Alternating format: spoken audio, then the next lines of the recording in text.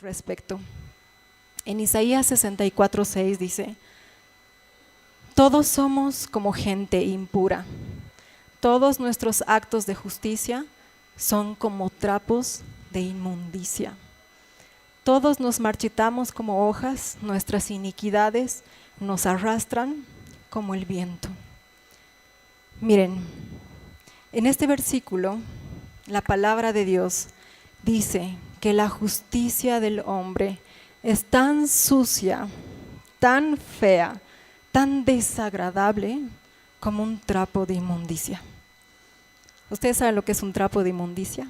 Alguna vez el pastor lo ha explicado, ¿no? Es lo que las mujeres usan cuando están en sus días de menstruación. Eso es un trapo de inmundicia.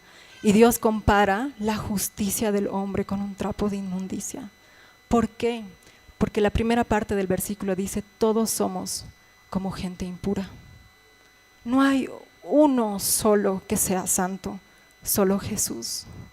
Y déjame decirte, amado hermano, que si tú te has creído justo y te has creído con la autoridad de condenar y de juzgar a alguien con todo tu derecho y tu justa razón, estás equivocado.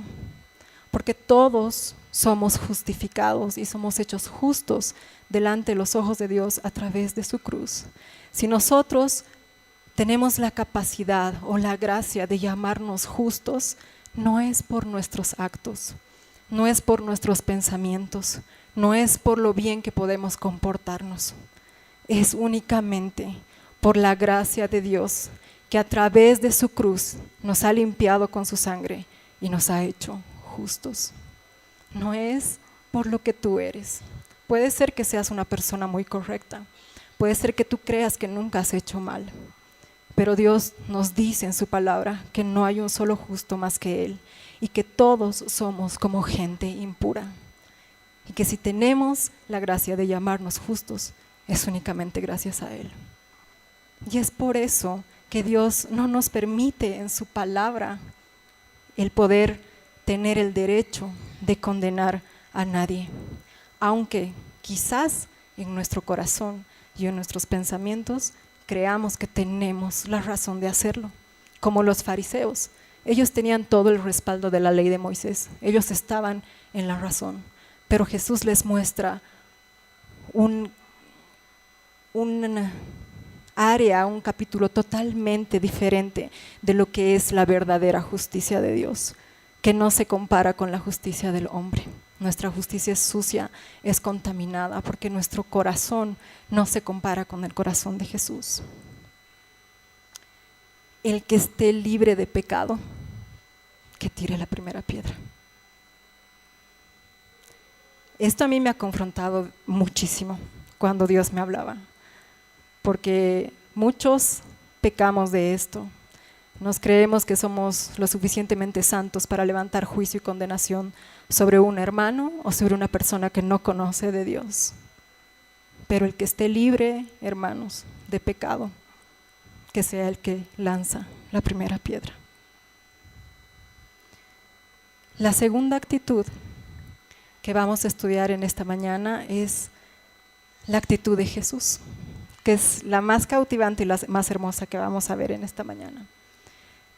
Algo que tenemos que entender, que no es fácil de entender y muchas veces tampoco es fácil de aceptar y mucho menos es fácil de practicar, es que la justicia de Dios siempre viene de la mano con el amor y la misericordia, porque esas son las esencias de nuestro Señor y no pueden ir separadas. La justicia de Dios va de la mano con su amor y con su misericordia. Y aquí vamos a leer el versículo que les mencionaba como título de este mensaje. Está en Mateo, el capítulo 12. Vamos a leer desde el versículo 18 hasta el 20. Dice: he aquí mi siervo, a quien he escogido, mi amado, en quien se agrada mi alma. Pondré mi espíritu sobre él, y a los gentiles anunciará juicio. No contenderá ni voceará, ni nadie oirá en las calles su voz. La caña cascada no quebrará, y el pábilo que humea no apagará, hasta que saque victoria el juicio. Les voy a leer esta parte, este último versículo, que es el versículo 20, en la Nueva Traducción Viviente, en la Nueva Traducción Actual, que es una traducción mucho más fácil de entender. Dice: no aplastará la caña más débil, ni apagará una vela que titila. En estos versículos escuchamos que Dios está hablando de Jesús, de su siervo, de su ungido, y está diciendo lo que Él está viniendo a hacer aquí a la tierra. Y en el versículo 20 dice que Jesús no está viniendo o no ha venido a aplastar la caña más débil, ni a apagar una vela que titila.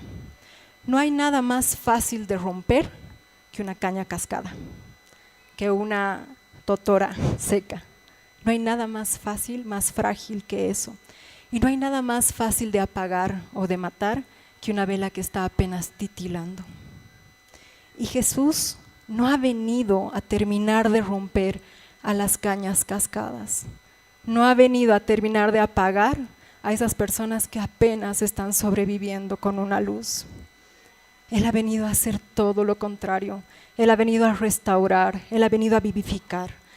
Y quisiera que esta mañana podamos entender cuál es el corazón de Jesús, para que podamos también ser imitadores de ese corazón, porque a eso es a lo que nos llama Jesús.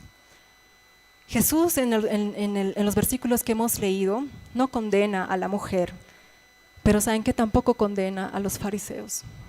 Simplemente los confronta con su pecado, al igual que a la mujer la confronta con su pecado, pero no los condena. Y saben que yo me imagino, siempre me he preguntado por qué se agachaba y empezaba a dibujar en el suelo, y la verdad es que nunca lo había entendido, pero imaginándome, es probable que él se haya agachado para no mirar a nadie, porque los versículos más adelante dicen que cuando se endereza ve que no hay nadie. Entonces quizás estaba agachado como para que nadie se sienta acusado por su mirada. No de decir, a ver vos, a ver, lanza, ¿no? Se agacha y empieza a dibujar en la arena para no mirar a nadie, para que nadie se sienta acusado por él, porque Jesús no condena ni a los fariseos ni a la mujer, simplemente los confronta con su pecado. ¿Y saben qué? Muchas veces nosotros, todos, llegamos a ser cañas fuertes, verdes, erguidas, porque estamos bien. Pero pasan cosas en nuestra vida que nos cascan, que nos vuelven cañas cascadas. Puede ser algo que te haya podido dañar, puede ser una enfermedad, puede ser una traición de alguien que tú amabas, puede ser tu mismo fracaso quizás, o a lo mejor tu mismo corazón endurecido que ha dejado de creer, que te está provocando una debilidad y que estás a punto de ser quebrado. Puede ser que en algún momento de nuestra vida hayamos estado totalmente encendidos como una vela o como una fogata al 100 por 1, pero pasan cosas en nuestra vida, así como en la vida del resto de las personas que conocen y que no conocen a Dios, que hacen que lleguemos a estas etapas en las que nos debilitamos y estamos a punto de apagarnos o a punto de quebrarnos. Y esta mañana yo he venido a decirte que hay esperanza con Jesús, porque este hermoso versículo, si lo entendemos, dice que Jesús no ha venido a terminar de romper esas cañas cascadas, ni a terminar de apagar esas velas que están titilando. Todo lo contrario, ha venido a darles vida, a restaurarlos, a vivificarlos.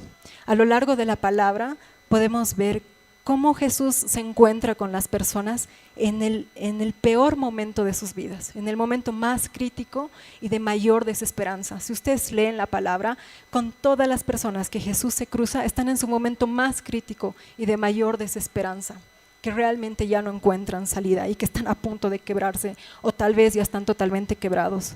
Y Jesús tiene el poder y la capacidad de restaurar aún lo que ya está roto, aún lo que ya está muerto. Él puede levantarlo y vivificarlo. Y esa es la buena noticia que tenemos, que Jesús es el mismo ayer, hoy y siempre. Y si Jesús lo ha hecho antes, lo puede volver a hacer ahora, con tu vida, con mi vida. ¿Y saben qué? También con la vida de las personas que no creen en Él, con la vida de las personas a las cuales quizás nosotras con justa razón los condenamos. También con ellos puede restaurar lo que está quebrado en ellos y puede vivificar lo que está muerto. Porque ¿saben qué? Lo ha hecho con cada uno de nosotros. Porque antes de llegar a Jesús, cada uno de nosotros también estaba quebrado y también estaba a punto de apagarse. Y como les digo, a lo largo de nuestra vida también vivimos circunstancias que vuelven a debilitarnos y a cascarnos y nos convierten en cañas cascadas y en pábilos humeantes. Pero quiero decirte que esta mañana, si tú estás pasando por alguna situación que te está debilitando, que te está quebrando, que está a punto de apagar tu luz, quizás has perdido la fe, no sé. La palabra dice que el que cree, de su interior correrán ríos de agua viva. Y muchas veces en nuestra vida pasan cosas que nos hacen perder la fe. Y esta mañana yo vengo a animarte para decirte que vuelvas a creer, porque Jesús puede restaurar todo y puede volver a vivificarte y a encender el fuego que había en tu corazón. Amén. Y como tercer punto vamos a ver la actitud de la mujer. Pobre mujer. Como les pintaba al principio, imagínense lo denigrada que ha sido esta mujer. Los fariseos se han tomado la molestia de seguirla hasta donde estaba y esperar que esté en el acto mismo del adulterio para sorprenderla y llevarla hacia los pies de Jesús. La han denigrado totalmente como mujer y al mismo tiempo yo me imagino lo que podía estar pensando ella. Seguramente ella decía, si los fariseos, que son hombres de Dios, que son los sacerdotes que nos enseñan la palabra de Dios, quieren matarme a pedrazos y me están llevando ante el Hijo de Dios, no, pues, ¿qué me hará? Seguramente me va a hacer agonizar un día antes de hacerme apedrear o me va a hacer pagar todo lo que he hecho. Yo me imagino el temor tan grande que ella sentía. Y no solamente un temor por ser apedreada, muerta a pedazos, sino por estar delante del Hijo de Dios, porque quizás ella no conocía a Jesús todavía. De hecho, no lo conocía todavía. Ese ha sido su primer encuentro con Él. Y cuando uno no conoce a Jesús, cuando uno no conoce su amor y su misericordia, muchas veces tenemos un concepto equivocado de un Dios que castiga, de un Dios que condena, de un Dios que no te da opción a arrepentirte. Y yo me imagino que esta mujer estaba así, estaba temerosa, estaba yendo así a encontrarse con Jesús. Los fariseos la ponen, la tiran en medio de la multitud delante de los pies de Jesús y yo estoy segura que ella jamás se imaginó cuál iba a ser la actitud de Jesús. Jamás se imaginó. El versículo 10 dice, enderezándose Jesús y no viendo a nadie sino a la mujer, le dijo, mujer, ¿dónde están los que te acusaban? ¿Ninguno te condenó? Ella dijo, ninguno, Señor. Entonces Jesús le dijo, ni yo te condeno, vete y no peques más. Yo me imagino que la mujer estaba agachada, con los brazos así, esperando que llegue el primer pedazo. ¿No es cierto? Seguro. Estaba esperando morir. Estaba esperando a que le llegue la primera piedra y después la segunda y la tercera. Nunca se imaginó cómo Jesús iba a confrontar el corazón de los fariseos y el de ella misma, porque ella lo estaba escuchando.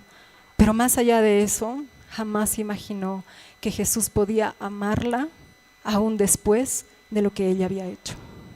Que Jesús podía amarla aún después que ella, sabiendo que Jesús estaba en ese lugar enseñando, en vez de ir en ese momento a sus pies y arrepentirse, estaba adulterando. Jamás imaginó que Jesús no la iba a condenar. Pero hermanos, esta mañana quisiera que podamos entender el corazón de Jesús. como les digo, a veces es difícil de entender y es mucho más difícil de imitarlo, obviamente. Pero a eso hemos sido llamados a imitar a Jesús. Y si Él nos ha podido perdonar tantas cosas en nuestra vida y nos sigue perdonando todos los días, ¿quiénes somos nosotros para condenar a los demás? Con todo amor y con todo respeto esta mañana te digo, ¿de verdad te crees lo suficientemente justo y santo para levantar y emitir juicio sobre alguien? El que esté libre de pecado, que lance la primera piedra. Y si alguna vez tú te has preguntado, ¿qué es lo que dice Jesús cuando tú te equivocas? ¿Qué es lo que dice Jesús cuando tú pecas? Ahí está, ahí tienes la respuesta. Y es necesario que la escuches con atención y que además lo tengas grabado y que si es necesario lo enmarques en algún lugar. Él dice, no te condeno. No te condeno. Esa es la respuesta de Dios cuando nosotros nos equivocamos también, porque nosotros pecamos todos los días en contra de Él y al único que lastimamos es a Él. Y aún así, la respuesta de Jesús diariamente es, no te condeno, no te condeno.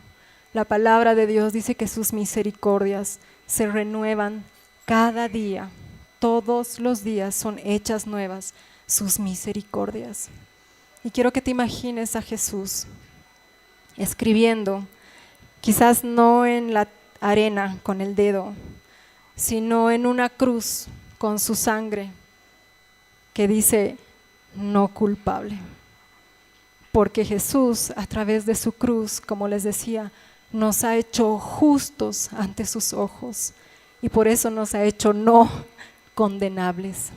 Por eso tampoco nos permite que nosotros condenemos a otras personas, porque ese no es el corazón de Dios.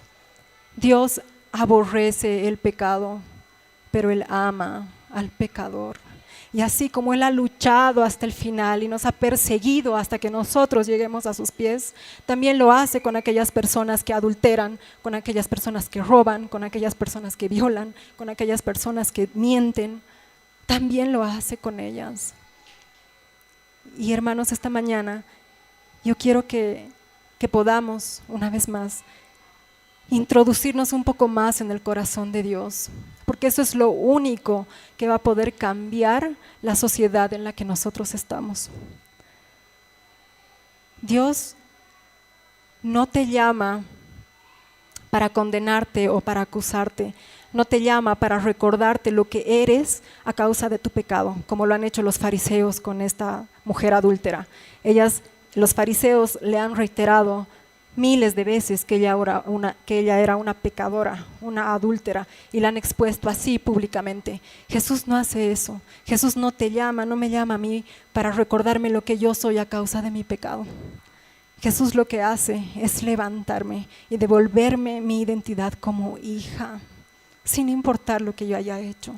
Y eso es lo que hace contigo también. Sin importar lo que hayas hecho, Él te devuelve tu identidad de hija, tu identidad de hijo, y te dice, no te condeno, no te condeno, porque yo he pagado tu culpa en una cruz.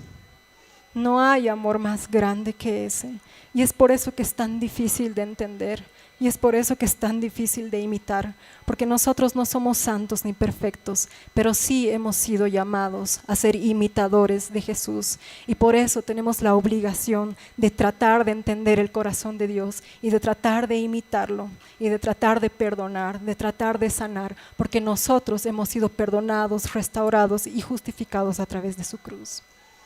Esta mañana quiero que podamos hacer una oración por dos personas, dos tipos de personas. La primera, no sé, Carlitos, ¿tienes la imagen? Hay una imagen que había pasado para que la publiquen, ahí está. Miren, hace un momento estaba hablando con el pastor, hace cuántos años. Yo era cristiana y yo soy cristiana hace 12 años. 11 años que llevo sirviéndole al Señor. Soy líder, soy discípula, soy una de las discípulas de la pastora Esther, como decía el pastor, pero ¿saben qué? Nunca, jamás dejo de identificarme con esta imagen, nunca, porque reconozco mi condición delante de Jesús, reconozco que soy pecadora, reconozco que necesito de su gracia, de su amor y de su perdón para ser restaurada a través de su cruz. Todos los días de mi vida me acerco así a sus pies. Y muchas veces estoy como una caña cascada, a punto de quebrar por diferentes cosas que pueden pasarnos. Y es cuando yo me acerco a los pies de Jesús, donde puedo encontrar consuelo y donde puedo encontrar restauración. Y donde lo que está a punto de morir y apagarse, porque está titilando, vuelve a encenderse.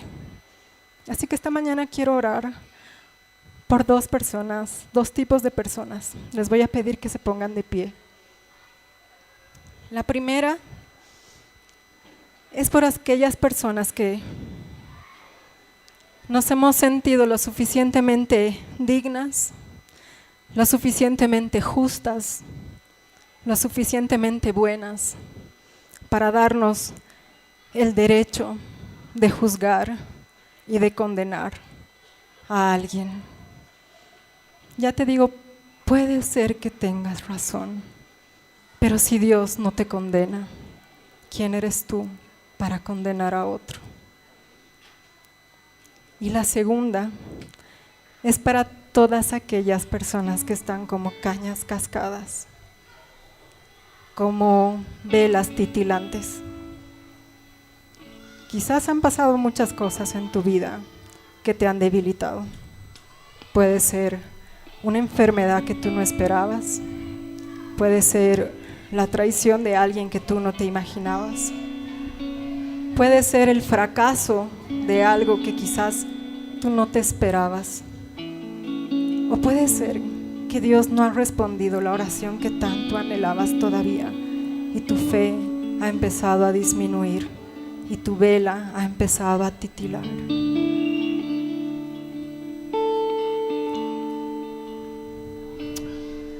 Señor,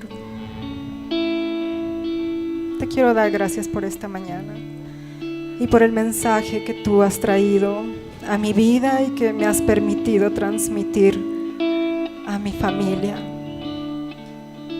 Te quiero pedir perdón, Señor, porque yo reconozco mi condición ante ti.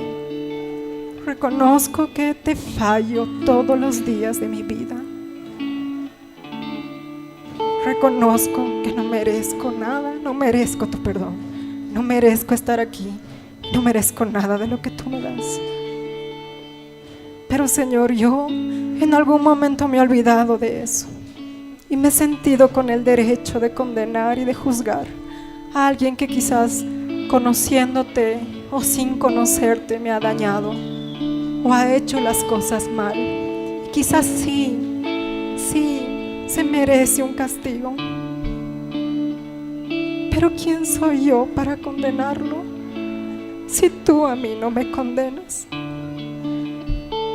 Si tú a mí, pese a todo lo que he hecho, me has levantado con amor y me has dicho que soy tu hija. Si este mensaje ha bendecido tu vida, puedes contactarte con nosotros visitando nuestra página en Facebook, Familia Alcanzando las Naciones. Por favor, escríbenos y cuéntanos cómo Dios ha bendecido tu vida a través de este mensaje. Para más información, comunícate al 611 40 47 8. Ven y descubre lo maravilloso que es vivir con Jesús.